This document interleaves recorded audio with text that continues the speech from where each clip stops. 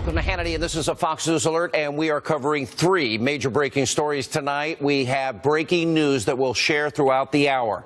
Democrats, the media, are proving they will attack this president over anything. They are now racing to politicize the death of an American serviceman that was killed in action. And also tonight, the massive real Russia collusion story. It is expanding minute by minute. The Hill's John Solomon out with an explosive report today.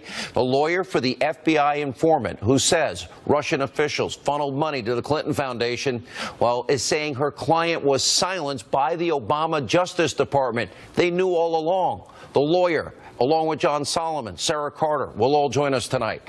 Also, finally tonight, the Senate Judiciary Committee, they are opening an investigation into the kickbacks, the racketeering, the bribery, the money laundering, the extortion that we told you about last night, all to secure the Uranium One deal. We'll cover all the details in tonight's breaking news opening monologue. Now tonight, for the hour, we're going to give you news and information no one else in this media, the liberal media, dares to cover, and it involves your national security. The evidence is now becoming more clear every single day.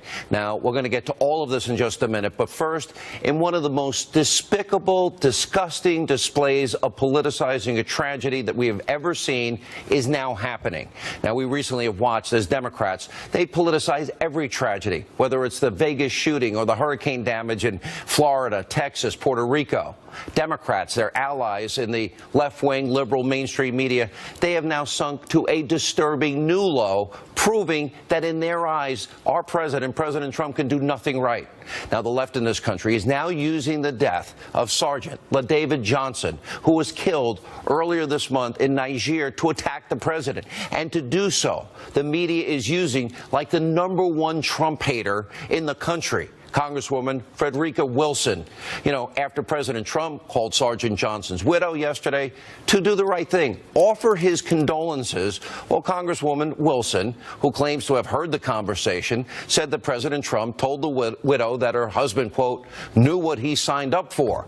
And apparently there was more to the sentence. The president reportedly also said he knew what he signed up for, but when it happens, it really hurts. It still hurts. The media is leaving that part out in most instances. Now, Congresswoman Wilson also went to CNN, of course, fake news, to continue to trash the president. They give everybody who wants to trash the president a forum over there for calling the widow and the president offering his condolences. Watch this. I didn't hear the whole phone call, but I did hear him say, I'm sure he knew what he was signing up for, and but it still hurts. I was livid when I heard that. To say that this young man stayed in school, did all the right things, went into the service, became a sergeant so quickly that he signed up for his own death? That is so insensitive. It is so taken out of context. Now, President Trump is firing back against the Congresswoman's claims. Watch this. Didn't say what that Congresswoman said. Didn't say it at all. She knows it, and she now is not saying it. I did not say what she said, and I'd like her to make the statement again, because I did not say what she said. Now, Congresswoman Wilson's attacks against the president are not a surprise. She has been vicious from day one against President Trump, going after him for months.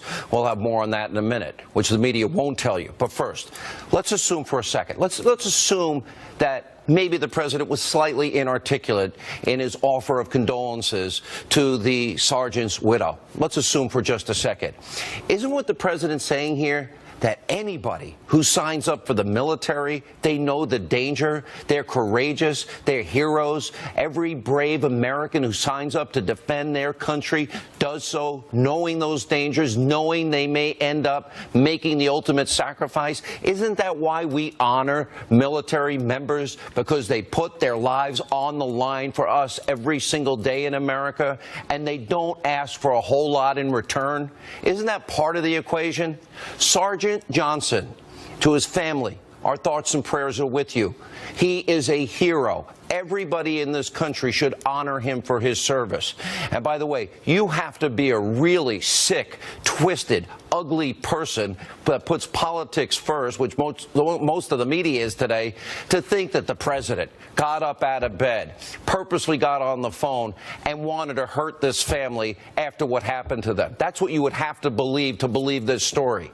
Look, I don't really think the president got on the phone to hurt the slain soldiers' family. He was being thoughtful. He was trying to comfort them. And by the way, the White House has witnesses. They say the context of the phone call is what's important. By the way, and the congresswoman, what she said, well, it's only part of what the president said. Now, there's also a big question that we all need answered in all of this. Is Congresswoman Wilson trying to exploit a tragedy here? And by the way, use a tragedy as an opportunity to attack the president, because it appears she is. She's hated the president from day one. No one else is telling you that in the media. This is not the first time the congresswoman has attacked the president personally. Back in May, she was already predicting President Trump's impeachment, saying, quote, he doesn't realize that he is on the brink of impeachment and people will begin to call for him to be impeached, and the Republicans will have to join in because they need to be on the right side of history. And in August, Wilson proved she was no fan of President Trump. She tweeted, quote, well, if you support racists, you're a racist. At real Donald Trump supports racists because he's a racist. That's what she says about our president. In June, she tweeted, if real Donald Trump was a student at a school I served as a principal and behaved so crudely, he'd be expelled. Back in March, she was pushing the Russia collusion conspiracy theories. And finally, in June, in reaction to James Comey's testimony, she put out a statement saying, quote, what Comey described is impeachment of Justice 101. If all I heard is true and corroborated by his former colleagues in the investigation, I believe there's no question President Trump will be impeached. This is the woman that is leading this cause against the president, who called a widow in one of the worst moments in her life, the sad loss of her child. And of course, following right behind the congresswoman, we have all the sheep in the lapdog media piling on the president, assuming the worst in President Trump, assuming that the Trump-hating congresswoman is correct. They run, of course, only one side of the story. Watch this, as usual. Just put this into a long list of strange, bizarre interactions that the president has on a daily basis. I mean, we could find 10 or 11 or 12 yesterday of public record. We're talking about how he's incompetent, but how about insensitive? I don't think he has any compassion in him. You know? He really don't. He has no empathy. President Trump is now embroiled in a new controversy about what he said to the widow of Sergeant LaDavid Johnson, one of 4 soldiers killed in that ambush in Niger. Every one of them are phony hypocrites. You know why? Where was the media outrage when it was revealed that then President Obama, he didn't even call one of his own generals, now President Trump's chief of staff, General Kelly, when his own son was killed in Afghanistan in 2010. Did you hear anything from any of those people in the media back then? I tend to doubt it. And there's also a 2010 report from a local Washington paper that says when a Gold Star parent called the White House to talk to President Obama, he was told Obama didn't typically make those kinds of calls. No wonder, according to a new Politico poll, 46% of the American people think you in the media make up stories about the president. You know why they think it? Because it's true. You do. And of course, it's selective moral outrage once again. Now, in a few minutes tonight, you're going to meet a Gold Star mom, Karen Vaughn. She begged President Obama to not bring cameras when her son was being brought home in a coffin. And President Obama did it anyway. So I'm sick of everyone in the media, all their feigned outrage, all these lawmakers that hate President Trump and making their living off hating President Trump, like Congresswoman Wilson. I have a challenge for all of you overpaid, spoiled brats in the media. Okay, you care about the family? We should focus on the family. And guess what? I heard that this wife is pregnant. I'm going to personally donate. I've already done it. $14,000. You can donate $14,000 tax-free. So fake Jake Tapper, are you going to donate $14,000 and match it? Anderson Cooper, what about you? You make enough money. What about all you liberals over at Conspiracy TV? What about Rachel Maddow, Lawrence O'Donnell? You going to pony up? How about Humpty Dumpty Stelter? So I'm so sick and tired of all of you people exploiting tragedies, believing the worst, and doing nothing to help these people. Put up the money. Also tonight, our second breaking news story. The Hill's John Solomon has uncovered another massive Democratic scandal that is raising serious legal questions about the Obama administration and the Clintons. Now, here's a quick overview of what we now know as this is developing every hour. According to John Solomon and Circa News' Sarah Carter, in 2009, the FBI uncovered evidence showing that remember? Russia, Vladimir Putin, that their nuclear industry officials were engaging in bribery and kickbacks and money laundering and other criminal activities. We knew about it in an effort to move and advance Vladimir Putin's influence on America's uranium market. Then inexplicably, knowing all of this, in 2010, while the bribery scheme was still going on, the Obama administration, they went on and approved the Uranium One deal. That gave Vladimir Putin, Russia, 20% of control of America's uranium, the foundational material to make nuclear weapons. There's also another major aspect to this story. The Hill and Circa are reporting that the FBI has evidence, including an eyewitness account, that Russian nuclear officials, quote, routed millions of dollars to the Clinton Foundation while Hillary was serving as Secretary of State and while she signed off on the Uranium One deal that gave 20% of our uranium to Vladimir. Now, tonight, the lawyer for the FBI informant, Victoria Tunsing, she says the Obama administration blocked her client from informing Congress and the American people about what he saw happening. Victoria will join us in a few minutes with an exclusive interview. But first, here's what we don't know and why you should be outraged. This is what the media won't tell you. According to both reports, the Obama administration, they kept evidence of this Russian bribery plot secret from Congress. And by the way, it's unclear if members of the government committee, the people that approved the Uranium One deal for Vladimir, knew what Russia was doing when they actually signed off on the agreement. There's evidence that shows that may in fact be true. And the Senate Judiciary Committee has now announced that they are launching an investigation into what key Obama administration officials knew and what they knew when, and for good reason. There are several high-profile officials that were involved in all of this. Here they are. Former Attorney General Eric Holder. He was a member of the committee that approved Uranium One. He had to know all of this. And he also headed the Department of Justice. They oversee the FBI. Now, to me, there's no way he didn't know about this Russian nuclear plot, and he needs to testify under oath what he knew, when he knew it. Did he withhold vital national security information? Then there's a now Deputy Attorney General, Rod Rosenstein, and he's now Deputy FBI Director, Andrew McCabe. Two other people. Watch their names. They were the only ones who oversaw the FBI's investigation into this Russian bribery, so there's no way that they weren't aware of what was happening. So tonight, the burning question is, why were they silent? Why didn't they sound the alarm about Russia while uranium was being approved, this deal to give to Putin? And by the way, next on the list, Special Counsel Robert Mueller. He was the FBI director back in 2009 when all this probe was going on, the bribery probe.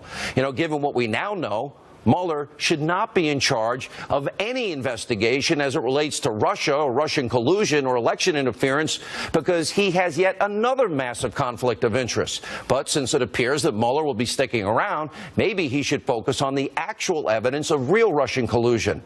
Everything is here, all the evidence. All that Mueller and his team needs to do is corroborate the facts. Now today, answers. We reached out to Eric Holder, to Robert Mueller, Andrew McCabe, Rod Rosenstein, Bill and Hillary Clinton, the Clinton Foundation. We asked all of them to comment about these explosive reports. The Department of Justice did respond about McCabe and Rosenstein. They stated, quote, per long-standing department policy, we don't comment on the existence or course of investigations. The Clinton Foundation, they did get back to us. They're denying the story. And big surprise, we didn't hear back from any others that we reached out to. Shocker. Now, the Attorney General, Jeff Sessions, is also being asked about investigating this scandal. He was on Capitol Hill earlier today. He was pressed by Senator Chuck Grassley of Iowa about the Deputy Attorney General, Rod Rosenstein. Watch this.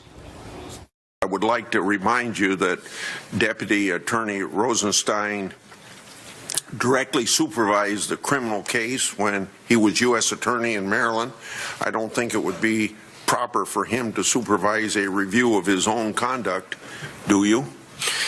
It would be his decision. He's a man of integrity and ability. If he feels that he has a inability to proceed with any investigation, it would be his responsibility to make that determination, and should consult, as I told you I would, and as I have done, with the senior ethics people at the department. I'm sorry, this is shocking that the Attorney General is refusing to flat out say Rod Rosenstein needs to recuse himself if the DOJ opens an investigation into this Russia bribery scandal. Sessions was also asked about having the FBI having evidence that Russians kicked back money to the Clinton Foundation. He refused to comment on that publicly.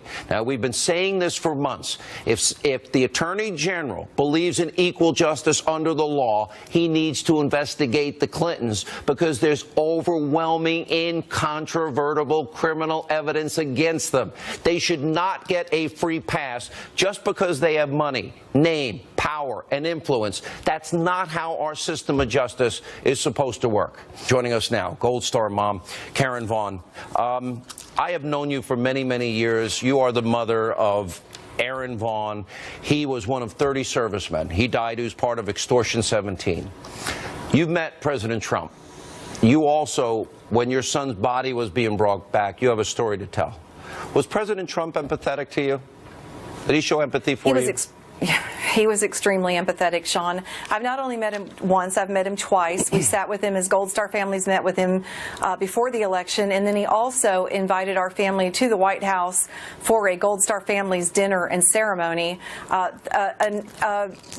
ceremony that he plans to continue, I understand, till he brings in a tremendous number of Gold Star families across this country. He is extraordinarily empathetic to the Gold Star family.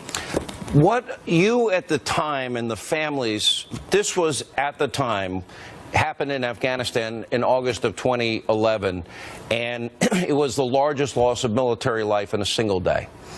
You and the families then asked President Obama. You said he was welcome to come when the bodies were being received, but you did have a request. The families had a request. What was it? The request was no press, no pictures, that this was a solemn, very private engagement, and that was agreed upon. And then, unfortunately, what happened is the next morning we found out that he did have a photographer there with him that night, and we didn't think too much about it. But the next morning, the picture of him saluting our son's caskets was plastered all over the media. The White House staff had released that photograph and had dishonored our very simple request to just let this moment be private. Our sons died 7,000 miles away from us, and we just wanted to welcome their bodies home. So President Obama didn't honor your request, which is a little unbelievable to me. He also didn't call some families, which we discovered too. And then we learned in the case, even his own general, when General Kelly lost his son. I don't want to drag you into the politics of this, but you did meet President Trump. And then you hear that General Kelly wasn't called. And then you see one of the biggest Trump haters attacking the president on this very issue that touches your family so deeply. My question to you is, do you sense this is being politicized, and your reaction to it? It's definitely being politicized. This is nonsense to even be discussing this, Sean. I know you're frustrated by it. I sense it in your tone, and I appreciate that. This is utter nonsense.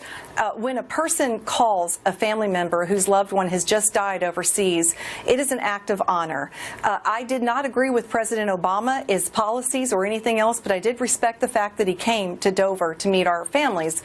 So, you just have to respect the extension of grace and mercy and love and respect that's given, and to turn this into a political stump for this congresswoman who seems to me to be desperate for attention is a gross undermining of the loss that's been suffered by this incredible family who I grieve with. They just jump on board and they don't put in context how much this congresswoman hates the president. Karen, I've gotten to know you, love you. You're in my thoughts and prayers always. Thank you for being with us. Love you too, Sean. Thank you. Joining us now, Circa News' Sarah Carter. From the Hill, John Solomon, attorney Victoria Tunsing. She's representing that FBI informant at the center of this latest Clinton Foundation scandal. I'll start with you, Victoria. This is your client. He wanted to tell Congress about all of the bribery, all of the scheming, all of the kickbacks, all of the corruption. He had the information. He wanted to tell a story. What happened? Well, when he started working for the FBI in 2009, they had him sign what's called an NDA, a non-disclosure agreement. They never gave him a copy of it, and when he went public in 2016, way after all this case stuff was done, the Justice Department under Loretta Lynch called him and threatened him with his freedom if he violated the NDA. Now, I've never heard of an NDA that had a criminal penalty for violation, but they won't show him a copy of it. So we decided to go to the members of Congress and the Senate, and I have breaking news for you, Sean. While I was in makeup, I got a letter from Chairman Grassley asking my client to give them information. Now, what this does is set up a constitutional issue, because the executive branch cannot say to someone, don't you give information to the legislature. So it'll be a very interesting thing to see how the Justice Department responds. So they have the power to lift that NDA. That would be amazing. So we've got, Sarah, bribery, kickbacks, extortion, money laundering, and Vladimir Putin gets 20% of our uranium. All this money gets kicked back. I'm always a big believer, follow the money. Vladimir Putin was up to his eyeballs infiltrating. This is a real national security issue. Getting our uranium, it was his goal. Absolutely. And, absolutely, Sean. It was a counterintelligence investigation to begin with. That's what my sources are saying now. This started out as a counterintelligence investigation, and what happened was, the Russians, the United States had known that the Russians wanted to get by the disarmament process. They wanted to penetrate the American markets so then they could have Russian dependency, so people would be dependent on Russia. And that's what they were doing all along. And this is how they did it. They reached out to people that they knew would help them move legislation through, move the process through quickly. And apparently they found it, especially here in the United States. And, we don't want to jump the gun here. We know this is ongoing and the Senate is now investigating this. But there was a large number of kickbacks and bribes and schemes that we still haven't uncovered yet. Yeah, John, you broke this forward. This is important about the informant, and if Grassley is going, the Senator Grassley is going to allow this informant to talk in the Justice Department, who would have to sign off specifically? So Victoria is being a great attorney, and I've known her for many years, and I'd hire her myself in a second. Who would have to sign off on this? It would have to be the Justice Department, right? It would be, though the FBI might have a say too, because they would be concerned about what information, methods, and sources might be divulged by him.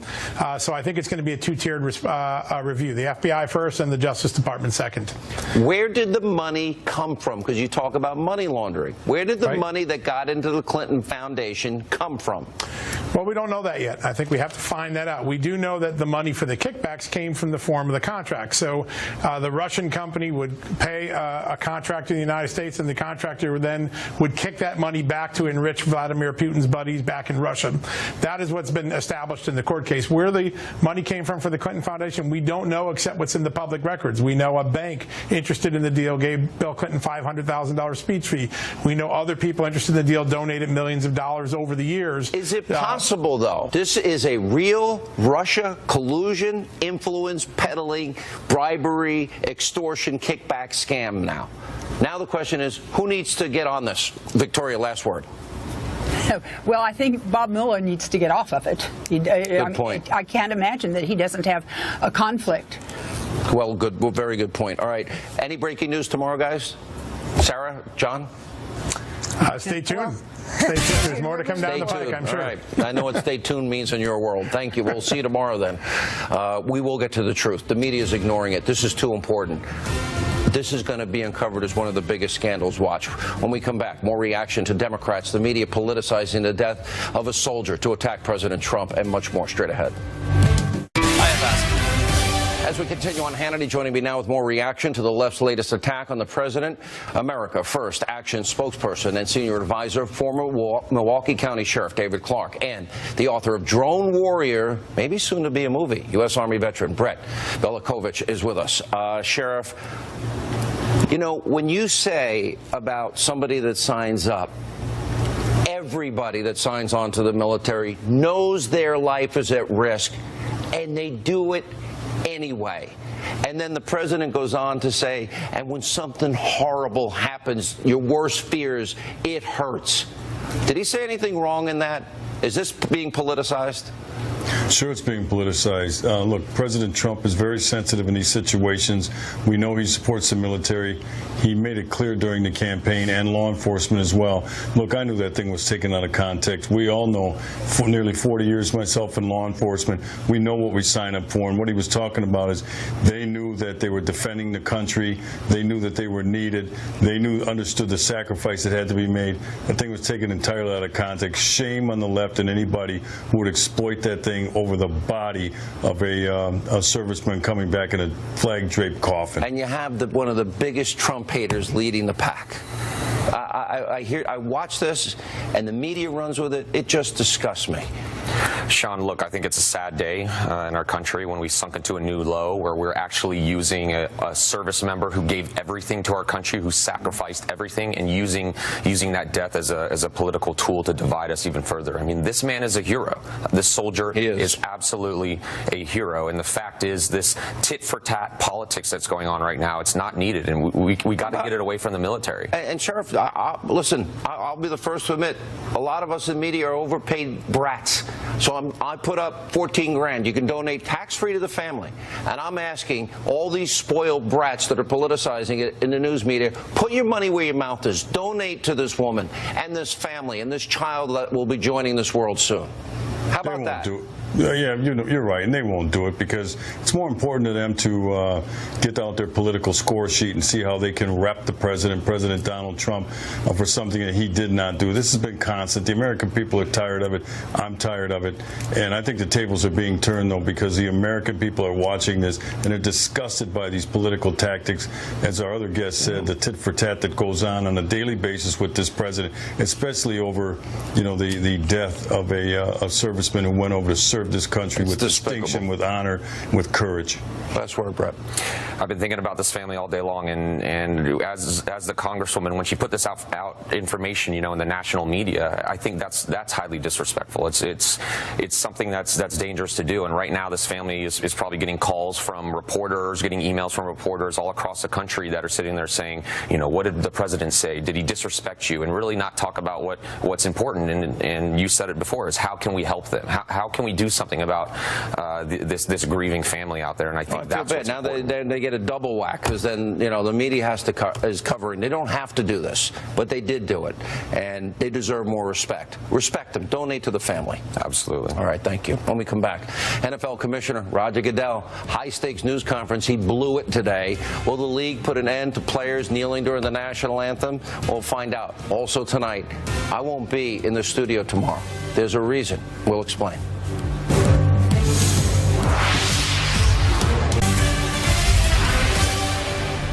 We believe that our great American flag should be treated with reverence and respect, and that young Americans should be taught to love our country, honor our anthem, and proudly recite the Pledge of Allegiance.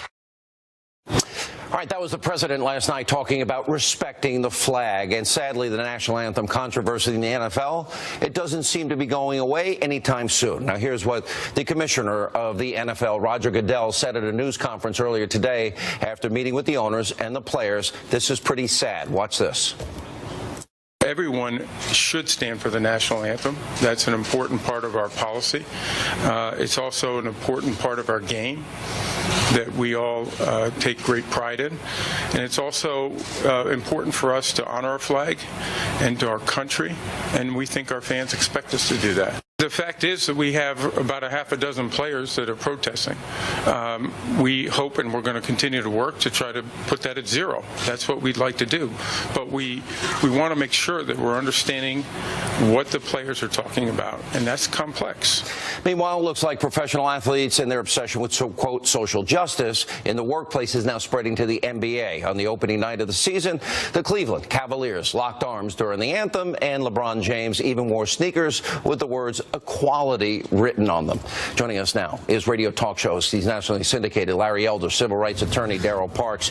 I thought Roger Goodell wimped out today. This is the same NFL, Larry, as we've been discussing. You can't honor slain police in Dallas after the tragedy last year. You can't, on the 15th anniversary of 9/11, put the date on your cleats, never forget. So why is the NFL, why now or other sports, defying what the American people are saying loudly they don't want, politicizing a sports this way?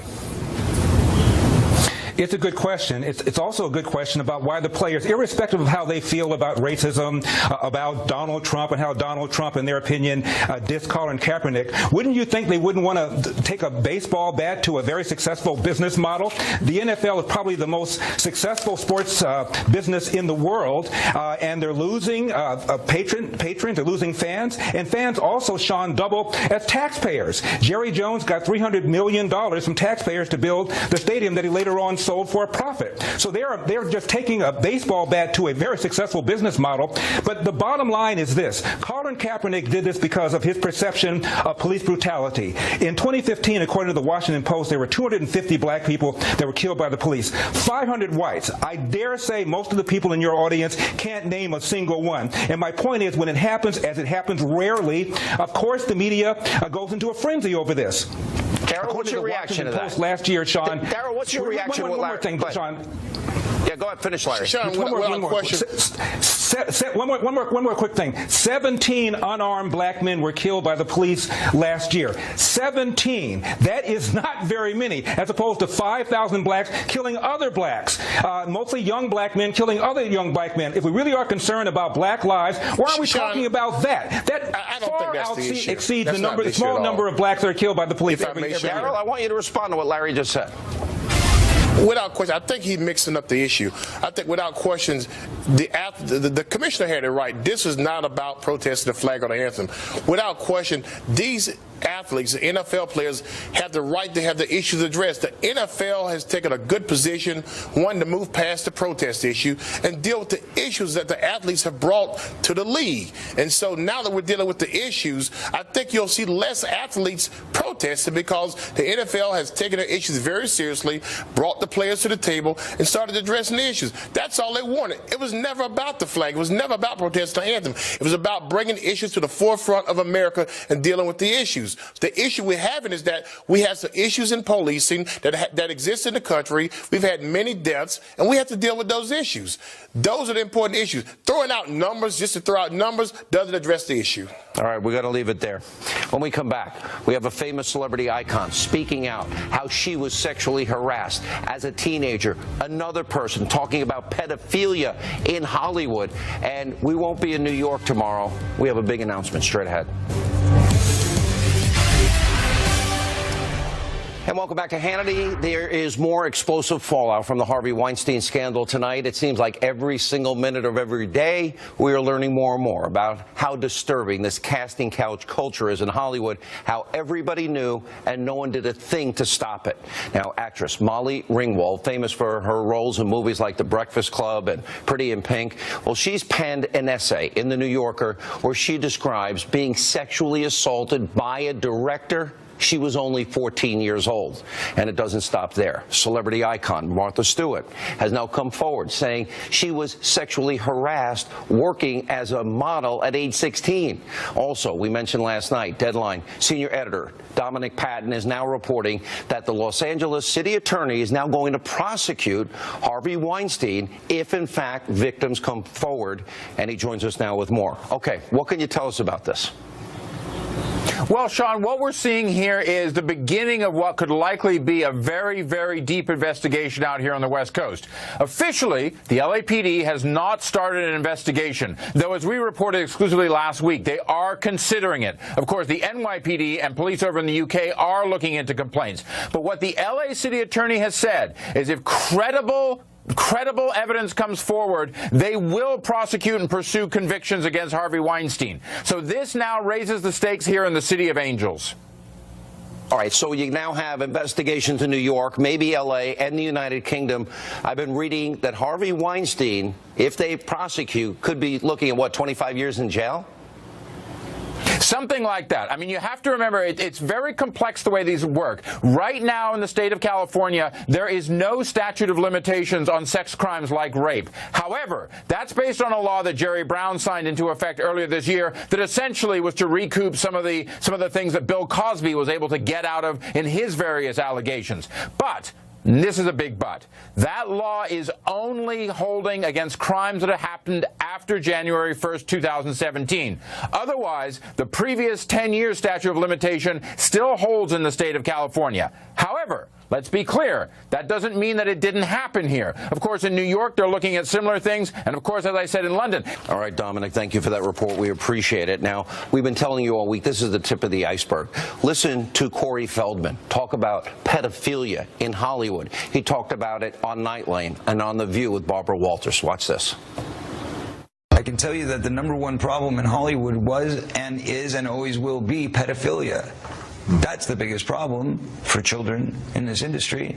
The casting couch even applies to children. Oh, yeah. Not in the same way. It's all done under the radar. Nobody talks about pedophilia. It's the big secret. And it's widespread? Oh, yeah. I was surrounded by them when I was 14 years old. Surrounded. Literally. Didn't even know it. It wasn't until I was old enough to realize what they were and what they wanted and what they were about and the types of people that were surrounding me till I went, oh my God, they were everywhere like vultures. I'm saying that there are people that were the people that did this to both me and Corey that are still working, they're still out there, and they're some of the richest, most powerful people in this business. And they are. And they do not want me saying what I'm saying right now. Are you saying that they're pedophiles? Yes. And that they're still in this business? Yes. You don't go into it thinking that it's all roses and sunglasses and damaging an entire industry. Joining us now with reaction, author of the brand new book, Through Your Eyes, My Child's Gift to Me. She, of course, well-known co-host of the #1 morning show, Fox and Friends. Ainsley Earhardt is here. By the way, this is your second in a series. We need this after we just heard that soundbite. That breaks my heart. Well, this is what I honestly, because now, and you always have the best illustrations. You got a really cute picture of your daughter on the back, which is awesome. So you have a young daughter. So now he's talking about pedophilia, and everybody's coming out. It's like almost everyone. Right. This is real in Hollywood. Right. The media knew about it. They spiked the stories on Weinstein. Hollywood knew about it. I know. Well, the book is called Through Your Eyes because it's about seeing life through the eyes of your child. But I had my dad here with me yesterday when the book launched. He flew out today. But it reminds me, when I hear these stories, I wanted to move to LA. I wanted to be in New York. I wanted to be a child actress. My parents said, you can make that decision when you get older. You're going to college, and then you can make choices for yourself. So they were protecting you. I'm so glad they did. I hear all these stories. And Molly Ringwald, I read the article in the New Yorker about what she said, and she said that her parents were with her, and she was harassed. A director put his tongue down her throat when she was 14 years old. Another man pressed up against her to get sexually aroused when she was 13 years old. And she said she had very protective parents that traveled with her and were with her all the time. Mm-hmm. So I'm really glad my parents protected me from that. You know, and it actually dovetails into your book nicely. And one of the things, and I know this is a second in the series for you, it's like things that we parents find aggravating. Rain, snow, leaves on the trees blowing, and then you have to rake them, cutting the lawn and flowers and bees and all. It's like when you do look at life and when you slow down, and you see it through your kids' eyes, it's a beautiful thing. So true. And then you juxtapose it to the evil in this world. That's right. That's right. That's why we need to hold on to our children and just remember that we need to look at life with the lens of a child. She walked out one day and she had never seen rain, and we walk out and I left my umbrella and I had to turn the stroller around, and in New York it's just not convenient because all the taxis are taken when it rains. I had to go back upstairs to get my umbrella, and I was, you know, just delayed. I was mad. I turned the stroller around and I look at her, and she has these big eyes and her mouth is wide open and she's looking at the rain, and I thought, this is my little girl, the first time this human being has ever seen rain, and it changed my perspective that day. I was with her when she saw a dog for the first time, and she's cackling. I said, Hayden, this is a dog. And I loved that she was a dog lover instantly. Oh, great. I'll send 3 dogs over for your daughter. Bring them over. Not yet. Not yet. Oh, okay. But one day we're going to go and pick out a dog. So I'm really looking forward to that. But this is just, it's what our children teach us. And we could all go on and on about what our kids bring to the table. Well, and it goes through all of that. All those things that they see that we take for granted. The rain, the sun, the snow, the stars, the beautiful park, animals, and things like that. Thank you so much. One last question, though, and it's related to both issues, I think. I remember when I was a kid, I would get off the school bus. My parents had no clue where I was. Right. I knew where my kids are every minute of every day. Times have changed.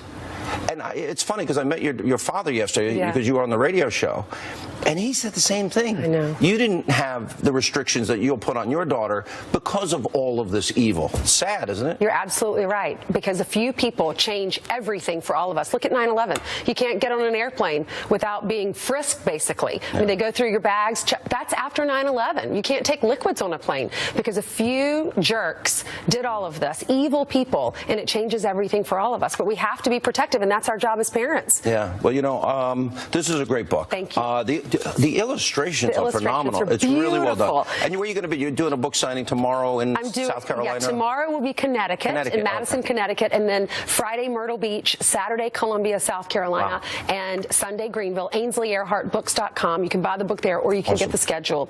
But we're giving proceeds to Folds of Honor. Are you going to do that in the morning, you said? So tomorrow we have Major Dan Rooney, who started that organization. His story is incredible. You should stay tuned for that. We have a big surprise for him tomorrow, and I won't reveal what that is, but tomorrow on Fox and Friends. And then on the back is a picture of you and your daughter, which is really cute. Isn't she cute? Very cute. Thanks. I love her so much. I love okay, you want to Mom. kiss the picture? Okay, there we go. I love her. Thank you, Tom. Thanks for being with us, and congrats on being number 1 in the morning. Well, that's because your viewers and you. Thank you. Well, you're number 1 in the morning. It's the best show on cable, no doubt. When we come back, we do have an exciting announcement. We're not going to be in this studio tomorrow, and there's a really good reason why, and we'll tell you about it next. And welcome back to Hannity. So actor Kirk Cameron is returning to the big screen, but not with a Hollywood film. Instead, he is hosting his faith-based event. It's called Revive Us 2, which is in theaters nationwide. You can go see it October the 24th. Watch this. Over 150,000 believers gathered in theaters across America for a national family meeting. We prayed, we worshiped, we put our faith into action, and something remarkable happened. But we didn't cross the finish line. We crossed the starting line. Today, some say that we've become more divided as a country than ever. Divided over race, politics, religion. Even our families are divided, and they say it's only getting worse. But you and I know something they don't. An awakening has begun. Here in studio, actor and founder of Revive Us 2 is the one and only Kirk Cameron. I'm not going to mention names, but there are people here who say, "Oh, he was my childhood crush," which made me laugh. You know, I know you do these events, and you get hundreds of thousands of people. It's called a Fathom event, right? That's right. Fathom's the company that puts on alternative entertainment in the movie theaters. And I have an audience that I love to provide content for, and that's the family of faith. Yeah. And we've put these events together, and lots of people come because they leave inspired. And so they're in their theaters, wherever they happen to be in the country, and you can go like on this night, it's October the 24th. Right. And they buy tickets like they go into a movie. That's right. And where are you? And I'm going to be in Washington, D.C. on Tuesday night at the Museum of the Bible, which is an amazing gift. And we're going to be broadcasting into 800 movie theaters with hopefully a couple 100,000 people. I know hundreds of thousands of people go. Listen, I really believe everything about the Bible and church and Jesus. I believe the whole thing. But I'm a bigger sinner than you, and I don't go to church regularly. But I believe it all. And there seems to be in this country a revival of faith. I think that I won't mention all the crap that I've been discussing about Hollywood. You don't need to be dragged into that. But you hear all these horrible stories, and you're like creating an alternative. And I think Americans that are conservative and Christian feel like they don't want to be a part of people that have contempt for them anymore. I think you're exactly right. That's what I find. In the midst of the negative narrative that produces so much anxiety, division, and hostility, I travel around teaching marriage and family conferences at about 250 cities over the last 7 years. And I find that there's been a shift in the mentality of much of the culture. There is a fresh momentum building of people who want to lean into their faith, love God, love their spouse, their kids. How did you survive Hollywood? You're like normal. Yeah, well, I have my parents and a lot of good people to thank for that. It's not easy, obviously. Now, you're going to be explain all this on my radio show tomorrow, which I'm really excited. You're going to be on for like 40 minutes. We'll have more time. Where do people buy tickets for this? Because I want people to go. ReviveUs.com. ReviveUs.com. That's simple. Yep. All right. Great to see you again, my friend. Thank you. All right. That's all the time we have left. All right. Tomorrow night, I'm not going to be in this chair. We're going to Las Vegas for a very special reason, but I can't tell you now. We'll tell you tomorrow from Vegas. Thanks for being with us.